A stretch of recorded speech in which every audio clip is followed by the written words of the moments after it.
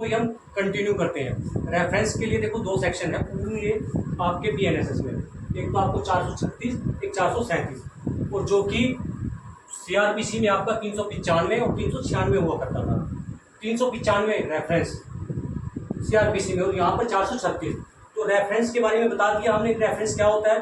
किसी act, ordinance या regulation को लेकर अगर कोई कानून बनाया जाता है और वो कानून इनऑपरेटिव है और या इनवैलिड है और कोर्ट के सामने कंफ्यूजन क्रिएट हो रही है कि इसका जो डिस्पोजल हम कैसे करें, और अभी तक हाई कोर्ट और सुप्रीम कोर्ट ने इसको डिसाइड नहीं किया उस तरह के मैटर को, तो हम कैसे कर सकते हैं? तो वो उस मैटर को हाई कोर्ट रेफर कर देंगे। रेफर यानी कि रेफरेंस, तो उसको हाई कोर्ट को रेफर कर दिया तो वो फिर हाई कोर्ट उसको डिस्पोज ऑफ करेगा। वो कैसे करेगा?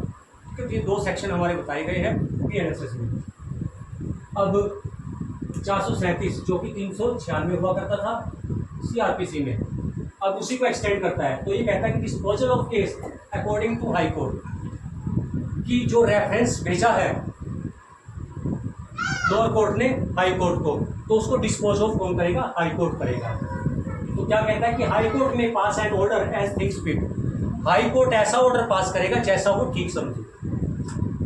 हालांकि इससे पहले उसने इस तरह के मैटर को डिसाइड नहीं किया,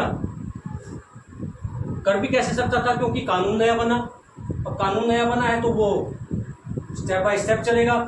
लोअर कोर्ट से डिस्पोज ऑफ होके तब हाई कोर्ट तक आएगा। तो लोअर कोर्ट में जैसे ही मामला आया तो उनकी समझ से बाहर था, उनके नजर में वो इनऑपरेटिव था, इनवैलिड था, इसलिए उन्होंने इस मैटर को रेफर कर दिया हाई कोर्ट। तो हाई कोर्ट कैसे करेगा? जैसा कि वो ठीक समझे।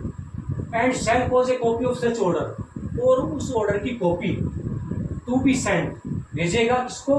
टू दैट कोर्ट, उस कोर्ट को, from which reference was made, कि जिसने वो रेफरेंस भेजा था, बनाया था, कि जिस कोर्ट ने रेफरेंस उसके पास भेजा था, तो उसको डिसाइड करने के बाद, उसको डिस्पोज ऑफ करने के बाद उसकी एक कॉपी वो उसी कोर्ट को भेजेगा।